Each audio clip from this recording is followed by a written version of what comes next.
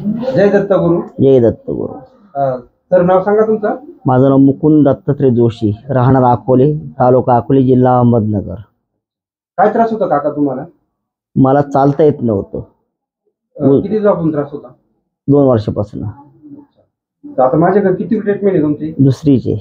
किती फरक पडला काका तुम्हाला? 60% फरक पडलाय मला. तुम्हाला चालता येत नव्हतं, चालता यायला लागलं. तुम्ही आले तेव्हा कशी स्थिती होती तुमची? पहिल्यांदा आलो तेव्हा मला धरून आणलं होतं. किती जणांनी धरलं होतं? दोघांनी धरलं होतं.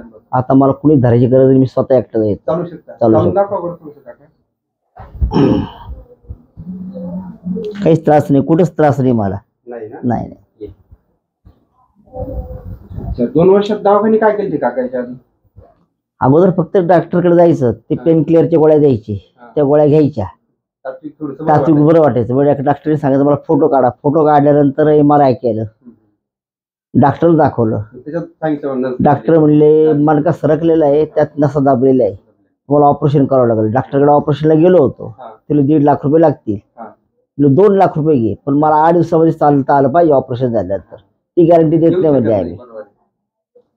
तुमचा पत्ता मला सांगितला माझ्या व्यायांनी. सनी शिंदरची, याची एवढी माझी व्याई आहे, याची बहीण माझी सून आहे. त्यांनी सांगितलं मी तुमची इथं आलो.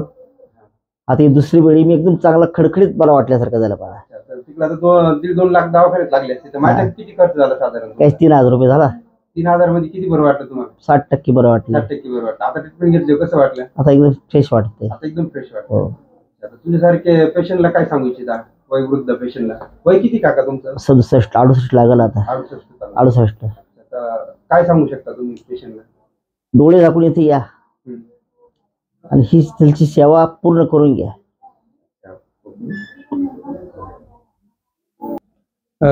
काकांना 2 वर्षापासून त्रास होत होता, चालता येत नव्हतं, मणक्यात गॅप पडला होता.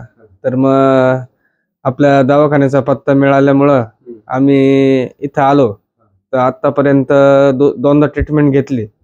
तर आतापर्यंत फरक पडला भरपूर आणि ते पहिल्यासारखे आता थोडे चालायला लागले. तर मग अजून ट्रीटमेंट केल्यानंतर आता ते खणखणीत बरं होऊन जाईल त्यांना पुढच्या वेळेस. तुम्हाला त्यांना चालण्यामध्ये किती फरक वाटला बाबा? पहिलं कसं चालणं, आता कसं चालतं? पहिले एकदम स्लो चालायचे, चालले का दम लागायचा, सपोर्ट लागायचा. पण आता तसं काही लागत नाही, स्वतःहून आता व्यवस्थित चालतं.